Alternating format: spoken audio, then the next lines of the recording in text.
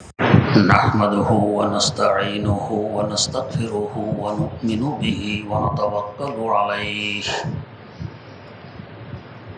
ونعوذ بالله من شرور أنفسنا ومن سيئات أعمالنا من يهده الله فلا مضل له ومن يضلله فلا هادي له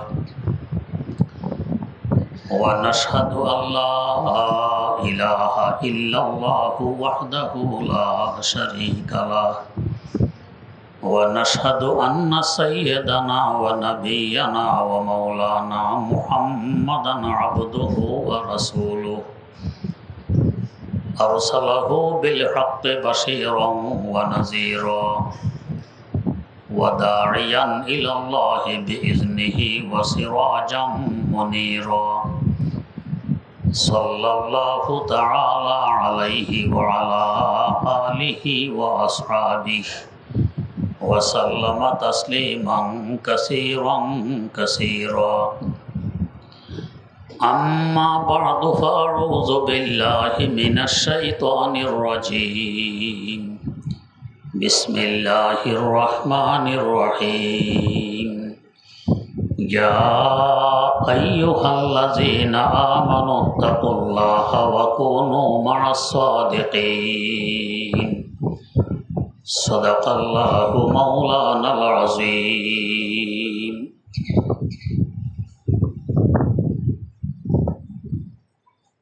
আমরা রূহ এবং দেহের সমন্বয়ে মানুষ। দেহ দেখা যায়, রূহ অনদেখা।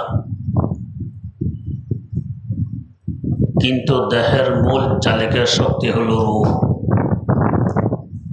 রূহ না থাকলে দেহ মুর্দা, মূল্যহীন। আমরা লাশ বলি, আরবে লাশ শাই এর সংক্ষেপ, মানে কোনো বস্তু নয়, তুচ্ছ। দেহ মৌলিকভাবে 4টি উপাদান দ্বারা গঠিত: আগুন, বাতাস, পানি ও মাটি। এই 4 বস্তু দেয়। রূহ তেমনিভাবে 4 বস্তুর সমন্বয়ে গঠিত: ইলম, আমল, ইখলাস ও তাকওয়া। এই 4 বস্তুর সমন্বয়ে রূহ। আর আগুন, বাতাস, পানি ও মাটি, এই 4 বস্তুর সমন্বয়ে দেহ। দেহকে যদি জিন্দা রাখতে হয়, যে 4 বস্তুর সমন্বয়ে দেহ গঠিত, ওই 4 বস্তু দেহকে চাহিদা মোতাবেক পরিবেশন করা লাগবে।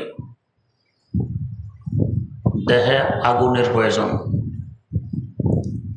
আমাদের দেহে বিদ্যুৎ আছে, তবেই তো রক্ত গরম, শ্বাস নিঃশ্বাস গরম, প্রস্রাব পায়খানা গরম, দেহ থাকে গরম। আমার উস্তাদে মুহতারাম শাইখুল হাদিস আল্লামা আজিজুল হক রাহিমাহুল্লাহ তাআলার সাথে এক ব্যক্তি মুসাফাহা করে বলতেছে, হুজুর হাত দেখি গরম। হুজুর বললেন, গরম দেখেই তো আছি, ঠান্ডা হয়ে গেলে তো শেষ। ভিতরে বিদ্যুৎ আছে, আগুন আছে। শীতকালে নাইলন কিংবা ট্রেটন জামা রাত্রে খুলে হাত দিয়ে জোরে টান দেন, দেখবেন যে আগুন চমকে। আমার দেহের সংস্রবে এসে বিদ্যুতের প্রভাব এর মধ্যে পড়েছে। যদি আগুন যে পরিমাণ থাকা দরকার, গরম যে পরিমাণ থাকা দরকার, এর থেকে কমে যায়, ধনুষ্টঙ্কর, নিউমোনিয়া ইত্যাদি রোগ দেখা দেয়। আমার দাদা উস্তাদ শাইখুল ইসলাম আল্লামা শিব্বির আহমদ ওসমানী রাহিমাহুল্লাহ একবার অসুস্থ, হায়দ্রাবাদ এক হাসপাতালে ভর্তি করা হলো। ডাক্তার পরীক্ষা নিরীক্ষা করে বলছে, আপনার দেহের বিদ্যুৎ কমে গেছে। ওনাকে চেয়ারে বসিয়ে বিদ্যুতের তার কতগুলো দেহে পেঁচিয়ে সুইচ দিল। কিছুক্ষণ পর সুইচ বন্ধ করে ডাক্তার বললেন যে এই পরিমাণ বিদ্যুৎ আপনার দেহে ঢুকানো হয়েছে। উনি বলেন, কই, আমি তো কোনো টেরো পাইনি। ওনার খাদেম ছিলেন মাওলানা ইয়াহিয়া রাহেমাহুল্লাহ। ডাক্তার ওনাকে বললেন, ওনার গায়ে একটু হাত দেন তো। উনি বলেন যে মাওলানা ইয়াহিয়া গায়ে হাত দেওয়া মাত্র ভাত করে আগুন জ্বলে উঠল। সে ছিটকে গিয়ে দূরে পড়লো এবং বলতেছে, আমার হাত যেন জ্বলে গেছে। আমি আশ্চর্য, কোত্থেকে আগুন জ্বললো? এভাবে কত আমাদের দেহ মানুষ স্পর্শ করে, ধরে, মোসাফা করে, আগুন তো জ্বলে না। আরেকজনকে বললো, আপনি ধরেন তো। সেও এসে ধরলো, একই অবস্থা। এবার ডাক্তার বললেন ইয়াহিয়া সাহেবকে, আপনি হঠাৎ করে আঞ্জা করে জোর করে ধরেন। হঠাৎ করে আঞ্জা করে জোর করে ধরলো, আগুন আর জ্বলল না, তিনিও ছিটকিয়ে পড়লেন না। এখন ঠিক। তো আমাদের দেহে যে পরিমাণ আগুনের দরকার, এটা ভিতরে লাগবে, না থাকলে দেহ টিকবে না। রোগাক্রান্ত হয়ে একসময় নিঃশেষ হয়ে যাবে। আপনি শুধু বরফের ভিতরেও থাকতে পারবেন না, শুধু আগুনের ভিতরেও থাকতে পারবেন না, দুইটাই আপনার জন্য ক্ষতিকর। হ্যাঁ, এস্কিমোদের মুআমালা ভিন্ন, বরফের ঘরে থাকে, ওদের এলাকায় বরফ জন্মই ওইখানে। ওদেরকে আল্লাহ পাক ওই পরিমাণ আগুন দিয়ে সৃষ্টি করেছেন যে বরফও তাদের উপরে কোনো প্রভাব ফেলতে পারবে না। যেমন একটি দ্বীপ আছে প্রশান্ত মহাসাগরে, এই দ্বীপের লোকেরা আগুনের ভিতরে 10 মিনিট থাকতে পারে, এরা আগুনে জ্বলে না। আল্লাহ পাক তাদেরকে সৃষ্টি করেছেন এইভাবে, ওইটা ভিন্ন কথা। কিন্তু সাধারণ অবস্থায় আমাদের ভিতরে আগুন লাগবে, যে পরিমাণ থাকা দরকার, না থাকলে অসুস্থ হয়ে পড়ব। তেমনিভাবে বাতাস, আমাদের ভিতরে বাতাসও লাগবে। নাক দিয়ে গ্রহণ করি, আবার ত্যাগ করি। ফুসফুসের ভিতরেও বাতাস, বাতাস ছাড়া চলতে পারবো না। বাতাসে অক্সিজেন বয়ে নিয়ে আসে, আমাদের জন্য অপরিহার্য। অক্সিজেন না থাকলে আমরা মোটেও বাঁচতে পারবো না, মারা যাব। আল্লাহ রাব্বুল আলামিনের কুদরতের কারিশমা। এক গাছগাছালির মাধ্যমে অক্সিজেন সৃষ্টি করেন। এক গাছগাছালি হলো অক্সিজেনের ফ্যাক্টরি, এরা অক্সিজেন তৈরি করে। দুনিয়াতে মানুষের তুলনায় গাছগাছালি বেশি, গাছগাছালির তুলনায় মানুষের সংখ্যা কম। মানুষের সংখ্যা যখন কম, অক্সিজেনও তো কমই লাগবে গাছগাছালি থেকে, কিন্তু সৃষ্টি করেছেন গাছগাছালি অনেক বেশি। মানে আমাদের প্রয়োজনে অক্সিজেন যে পরিমাণ, এর থেকে আরও বেশি যাতে তৈরি হতে পারে ব্যবস্থা আগে রেখে দিয়েছেন। মানুষ যতই বাড়ুক, হায়াওয়ান জানোয়ার যতই বাড়ুক, পশু পাখি যতই বাড়ুক, ইনশাআল্লাহ কিয়ামত পর্যন্ত অক্সিজেনের অভাব হবে না। কারখানা অনেক বড়, গাছগাছালি অনেক বেশি। আল্লাহ, তো এই অক্সিজেন আমাদের কাছে বয়ে নিয়ে আসে বাতাস। বাতাস যদি না থাকে, আমার দেহে বাতাস পৌঁছে না। এমনভাবে আমাকে বেষ্টনে দিয়ে রেখেছেন, গ্লাসের ভিতরে, অন্য কোনো কিছুর ভিতরে। অক্সিজেন বন্ধ হয়ে আমি মারা যাব, বাঁচব না। 3 নম্বর পানি।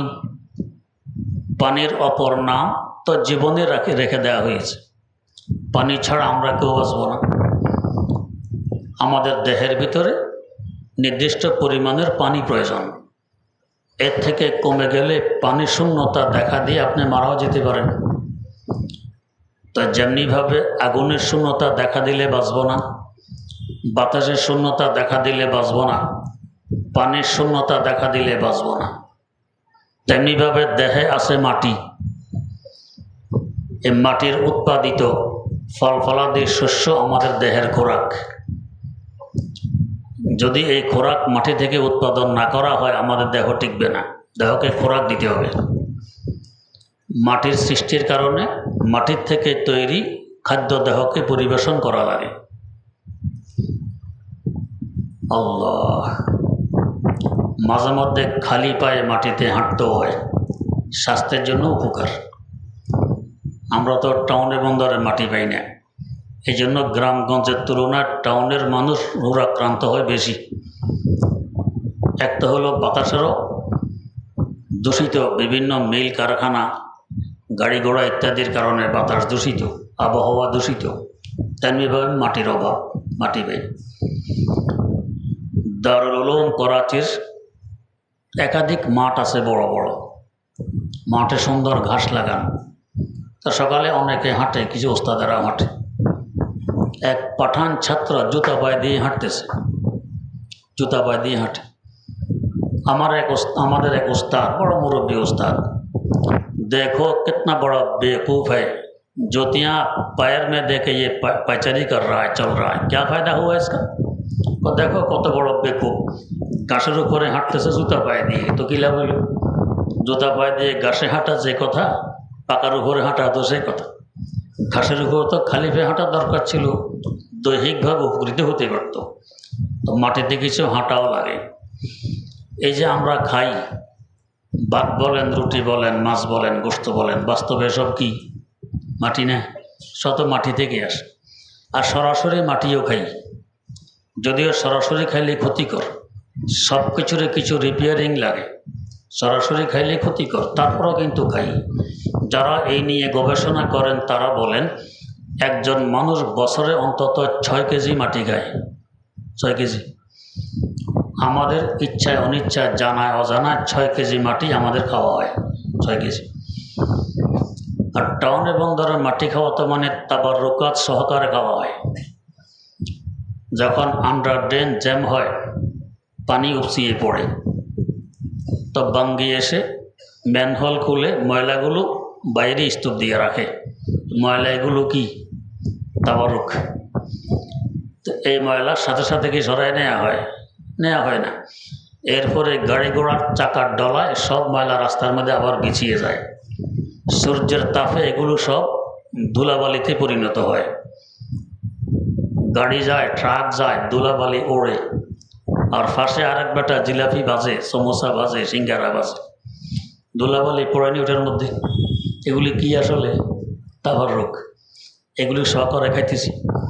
কথা বলতে নাকের মাধ্যমে কত মাটি ভিতরে যায়, এভাবে 6 কেজি মাটি বছরের ভিতরে যায়। আবার মাটি খাওয়া ছিল ফেরাউনের স্বভাব। এদিকে খোদায় দাবি, এদিকে খায় মাটি। আল্লাহ পাকের কুদরতের কারিশমা যে খোদায় দাবি করো, তোমার কিসমতে মাটি, মাটি খাইত। এটা ছিল তার খোরাক। তাই আমাদের জন্য মাটি খাওয়া মাকরুহ 2 কারণে। এক কারণ ফেরাউনের সাদৃশ্য হয়, সে মাটি খাইতো, আমরাও মাটি খাইলে এটা তার সাদৃশ্য হওয়ার কারণে নাজায়েজ, মাকরুহ। আরেক কারণ ফাথুল কাদিরে লেখা আছে লিআন্নাহু ইউফসিদুল মা'দা, এটা পাকস্থলীকে দূষিত করে, হজমি শক্তি নষ্ট করে মাটি খেলে। তাই মাটি খাওয়া নিষেধ, মাটি খাওয়া মাকরুহ। আবার আমাদের দেশে মাটি খাওয়া মানে বোঝানো হয় লস খাওয়া। অমুকখানে ব্যবসা দিয়ে যা মাটি খাইলাম বলে, অমুকখানে বাড়ি বানায় যা মাটি খাইলাম, তার মানে আসলে মাটি খাওয়া নয়, মানে হলো লস খাওয়া। ঘটনা প্রসিদ্ধ আছে, এক ছেলে বিয়ে করছে, ছেলে কিছু সোজা সাজা, চুপচাপ থাকে, কথাবার্তা তেমন বলতে জানেও না, বলেও না। শ্বশুর বাড়িতে গিয়েও চুপচাপ। কিছুদিন পর শ্বশুর ছেলের আব্বার কাছে অভিযোগ দিল, কি ছেলে জন্ম দিলেন, কথাবার্তায় বলে না, শুধু চুপ থাকে। তো ছেলেকে ছেলের বাবা বুঝাইলেন যে বাবা, শ্বশুর বাড়িতে সালাম কালাম দিতে হয়, কথাবার্তা বলতে হয়, একবারে চুপ থাকা যায় না। তো সোজা মানুষকে যতটুকু বোঝানো হয় অতটুকুই বোঝে, অতিরিক্ত তো আর বোঝে না। এখন ছেলে শ্বশুর বাড়ি যায়, খালের পাড় দিয়ে দিয়ে হেঁটে যাচ্ছে শ্বশুর বাড়ি। আর খালের পাড়ে শ্বশুরের ক্ষেত, দেখে যে শ্বশুর ক্ষেতের মধ্যে নিট দেয়, আগাছা সাফ করে। যাদের বাড়ি গ্রামগঞ্জে তারা বোঝেন, খালের 2 পাড়ে কি মাটি থাকে? থাকে না, সমান। এই যে পদ্মা নদী, মেঘনা নদী, যমুনা নদী, নদীর মাঠে কি 2 পাড়ে আছে? নাই, সমান। তো ছেলে দেখে যে শ্বশুর খেতে কাজ করে। আসসালামু আলাইকুম ভাই সাহেব, কেমন আছেন? শ্বশুর মাথা তুলে দেখে যে জামাই মিয়া সালাম দেয়, ভাই সাহেব কেমন আছেন জিজ্ঞাসা করে। এটা আশ্চর্য কথা। এরপরে ভাই সাহেব একটা কথা বুঝতেছি না। কই কি? এত বড় খাল, পাড়ে কোনো মাটি নেই, এ মাটিগুলো গেল কোথায়? প্রশ্ন। শ্বশুর জবাব দেহ, এক পাড়ের মাটি খেয়েছি আমি, আর এক পাড়ের মাটি খেয়েছে তোর বাপ। এই দুই পাড়ের মাটি দুইজনে খেয়ে শেষ করছে, এই জন্য মাটি নেই। আবার বলতে, এত মাটি কী জন্য খেলেন? সেটাও বোঝার যোগ্যতা নাই, এত মাটি কী জন্য খেলেন? তোর বাপে খেয়েছে তোর মতো বেকুব জন্ম দিয়ে, আর আমি খেয়েছি তোর মতো বেকুবের কাছে মেয়ে বিয়ে দিয়ে। তো মাটি খাওয়া মানে হলো লস খাওয়া। যাই হোক, তো রিপেয়ারিং করে আমাদেরকে খাওয়া লাগবে। সরাসরি খেলে তো মাকরু হবে, চাই ফেরাউনের সাদৃশ্যের কারণে হোক, চাই পাকস্থলী নষ্ট হওয়ার কারণে হোক, মাকরু হবে। আর রিপেয়ারিং করে খাইলে এটা মাকরু নয়। তো মাছ, গোশত, তরি তরকারি যা কিছু খাই সব তো মাটি। যেহেতু দেহে মাটি আছে, তাই তাকে মাটি পরিবেশন করা লাগবে, না হয় দেহ টিকবে না। তো দেহকে টিকাইতে হলে যে চার বস্তুর সমন্বয়ে দেহ গঠিত, ওই চার বস্তু দেহকে দিতে হয়। যে পরিমাণ দেহের চাহিদা ওই পরিমাণে পরিবেশন করা লাগে, বেশ কম করলেও আবার ক্ষতি হয়। মাটি যে পরিমাণ দেয়া দরকার, ধরেন প্রতিবেলায় এক পা খাবার আপনার দেহে দিতে হয়, আপনি দিয়েছেন 2 কেজি, ক্ষতি হবে না উপকার হবে? ক্ষতি হবে। যতটুকু দরকার অতটুকু দরকার, এক পা দেন 1 ছটাক, এটা ক্ষতি হবে, দেহ দুর্বল হয়ে পড়বে। যে পরিমাণ দরকার ওই পরিমাণ। তেমনিভাবে পানি, যে পরিমাণ দেহের চাহিদা ওই পরিমাণ পানি দিতে হয়। এটা অনেক সময় আমাদের বোঝা হয় কঠিন। আল্লাহ রাব্বুল আলামিন এক কম্পিউটার বসায় রেখেছেন আমাদের মুখের ভিতরে। এক কম্পিউটার বলবে এই পরিমাণ পানি পান করো। পানি পান করতে করতে এক সময় পিপাসা মিটে গেছে। এটা কুদরতি কম্পিউটার আল্লাহ পাক বসায় রেখেছেন যে এটা বলে দেবে আর পান করা লাগবে না। আবার কতক্ষণ পর পান করতে হবে কম্পিউটার বলে দিবে যে হ্যাঁ এবার পান করো। ঠিক মাটি খাওয়ার ব্যাপারও তাই। পেটের ভিতরে কম্পিউটার বসায় রেখে দিয়েছেন, যাকে আমরা বলি ক্ষুধা লেগেছে। ক্ষুধা লেগেছে তো খাও, ক্ষুধা নেই খাবে না, ক্ষুধা নেই তারপরেও খায়, পেট নষ্ট হবে। এই জন্য আমাদের দেশে প্রসিদ্ধ, কারো আছে পেটে ক্ষুধা, কারো আছে চোখে ক্ষুধা। খাবার দেখলেও সামলাতে পারে না, সহ্য হোক আর না হোক খায়, এরপর লোটা নিয়ে দেয় দৌড় বাথরুমের দিকে, পেটে মোচড় মারছে। তো তোমার তো ক্ষুধা নেই, খাইলা কেন? আল্লাহ। আর বিশেষ করে অন্যের বাড়ি গেলে তো আর কথাই নেই। কেউ আল্লাহ মাফ করুক এমন আছে। আপনারা হয়তো আমার কাছে শুনেছেন, এক ব্যক্তি আমাকে এসে বলতেছে, হুজুর আমি তো দাওয়াত খেতে গেলে বিসমিল্লাহ পড়ি না, বিসমিল্লাহ ছাড়াই খাই। কারণ কি? বিসমিল্লাহ পড়লে তো বরকত হবে, বেশি খেতে পারবো না, এই জন্য বিসমিল্লাহ ছাড়া খাই যাতে বেশি খেতে পারি। কেমন হায়ওয়ান বলেন তো? নিজের ঘরে খাবে বিসমিল্লাহ দিয়ে কম খাওয়ার জন্য, পরের ঘরে বিসমিল্লাহ ছাড়া বেশি খাওয়ার জন্য, এটা বরকতের অর্থ। বিসমিল্লাহ ছাড়া খায়। এরকম এক বেটার দাওয়াত খাওয়ার খুব লালসা, আবার এলাকার সর্দার মাতা বড়, তো মানুষ দাওয়াত দেয়, না দিলে আবার নারাজ হয়, অনুষ্ঠানে বাধা দেয়। তো দাওয়াত খেতে খেতে দেখে যে একবারে নাক পর্যন্ত নিঃশ্বাস আর সরে না, আর হাঁটতে পারছে, নিঃশ্বাস সরে না, রাস্তার কিনারায় শুয়ে পড়ছে। এলাকার এক লোক দেখে, আরে সর্দার সাহেব এখানে শোয়া, খোঁচা মারলেন, এই সর্দার সাহেব এখানে শুয়ে আছেন। ও খাবার একটু বেশি হয়ে গেছে, নিঃশ্বাস সরে না, একটু আরাম করতেছি। আহা, হজমের ট্যাবলেট যদি একটা খাইতেন তাহলে তো নিঃশ্বাসটা তাড়াতাড়ি সত্য তাড়াতাড়ি হজম হয়ে যেত। হ্যাঁ, কী বলো, হজমের ট্যাবলেট ঢুকানোর জায়গা যদি থাকতো লোকমায় তো আরেকটা ঢুকাইতেন। কী পরিমাণ খায় চিন্তা করো। দাদা নাতি দাওয়াত খেতে গেছে, নাতি ফাঁকে ফাঁকে পানি খায়, দাদায় 2 থাপ্পড় লাগাইছে। পানি দিয়ে পেট বোঝাই করলে খাবার ঢুকাবে কোনখান দিয়ে? না, সুযোগ আছে খাবার ঢুকাও, পানি তো যেখানে সেখানে পাওয়া যায়। তো পানি দিয়ে পেট বোঝাই করতেছ, খাবার কোথায় ঢুকাবে? খেয়ে দিয়ে যাওয়ার পথে আবার নাতিকে জিজ্ঞেস করে, ভাই এত পানি কী জন্য খালি? নাতি জবাব দেয়, দাদা বুঝো না, খাওয়ার ফাঁকে ফাঁকে পানি পান করলে বেশি খাওয়া যায়, এই জন্য ফাঁকে ফাঁকে পানি খাইছি। আরও 2 থাপ্পড়। আগে করলি না কা? আগে বলে আমিও ফাঁকে ফাঁকে পানি খেতাম, এখন তো চলে এসছে, এখন করলে লাভ কি? তো যাই হোক, সব কিছু নির্দিষ্ট পরিমাণ আছে। তো কী পরিমাণ খাবো এটারও কম্পিউটার আল্লাহ পাক বসায় রাখছেন আমাদের পাকস্থলীর ভিতরে। চাহিদা হবে খাও, আর অল্প চাহিদা থাকতে বন্ধ করে দাও। বেশি খাওয়া জায়েজ নেই। এমনকি পেট ভরে গেছে এরপরও খাই, কোনো কোনো কিতাবে হারাম পর্যন্ত লেগেছে, এই খাবারটা হারাম। এক তো হলো অপচয়, দরকার নাই তারপরও খেলাম, অপচয় হারাম। দ্বিতীয়ত দেহের জন্য ক্ষতিকর, এটা মাকরুহ তাহরিমি, হারামের কাছাকাছি, জায়েজ নেই। তো বেশি খাওয়া, পেটে যা ধরে এতটুকুই তো খাওয়া যাবে, বেশি কীভাবে খাবে? দুইটি দৃষ্টান্তের মাধ্যমে বুঝবেন। আমরা ডাবের পানি পান করি, ডাব ডাব যখন ছিদ্র হয় ছির করে পানি কতগুলো বেরিয়ে যায়। কেন বের হইল? ডাবের ধারণ ক্ষমতা থেকে পানি ছিল বেশি, ওই বেশিটা সুযোগ পেয়ে বেরিয়ে গেছে। তো তার মানে পেটের যে ধারণ ক্ষমতা আছে এর থেকেও বেশি ঢুকানো যায়। এই জোর জবরদস্তি এই বস্তা পূরণ করলে ক্ষতি হয়, তাই বেশি খাওয়া জায়েজ নেই। দ্বিতীয়ত বেশি খাওয়া মানে ওই পেট তো স্প্রিং করে, আর যে বস্তু স্প্রিং করে ঠেসা ঠেসা ভেতরে ঢুকালে সেটা আরও বড় হয়, আরও ঠাসলে আরও বড় হয়, এক সময় ফেটে যায়, ক্ষতি হয়। কি পরিমাণ খাবো? ইসলামী শরীয়তের বিধান, খেতে খেতে এক পর্যায়ে এমন অবস্থা হবে আরও 2 লোকমা খাবো কি খাবো না, একে বলে তগদো।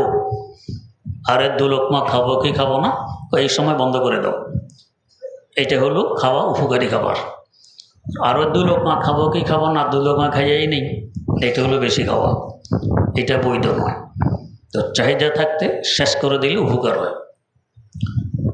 বাচ্চারা চরখা ঘুরে, সুতা একটা ঢুকাইয়া টান দিলে ঘুরে, পুরা সুতা টান দিয়ে ধরে রাখলে চরখা ঘুরবে?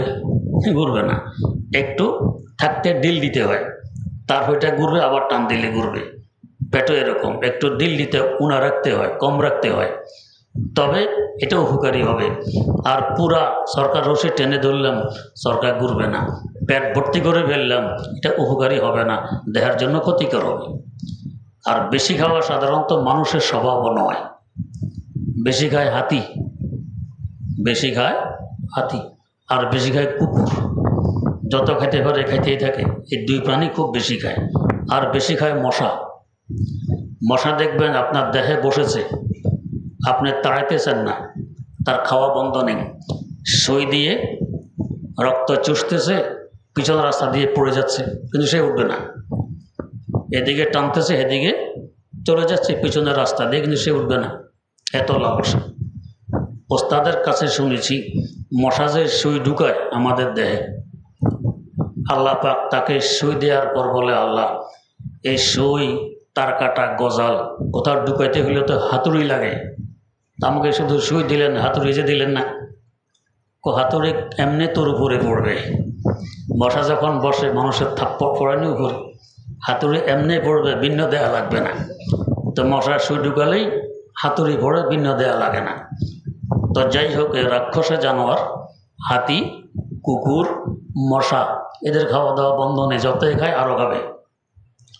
এটা মানুষের স্বভাব নয়। তো নিয়ম অনুযায়ী যতটুক প্রয়োজন অতটুক খাবে, পান করা যতটুক প্রয়োজন অতটুক পান করবে। বাতাস আল্লাহ পাক ফুসফুসের ভিতরে কম্পিউটার ফিট করে রেখে দিয়েছেন, কি পরিমাণ দরকার নাক দিয়ে ওই পরিমাণের ভিতরে ঢুকবে, যে পরিমাণ বের হওয়ার প্রয়োজন ওই পরিমাণেই বের হবে, অতিরিক্ত বের হবে না। তার দৌড় দিলে কোনো নিঃশ্বাস ফুলে গেছে, বাতাস বেশি ঢুকাইতে হয়, লম্বা করে নিঃশ্বাস টানতে হয়, লম্বা করে ছাড়তে একটু বেশি লাগে। তো অটোমেটিক কম্পিউটার বলে দেয় যে এখন বেশি লাগবে এবং কম লাগবে।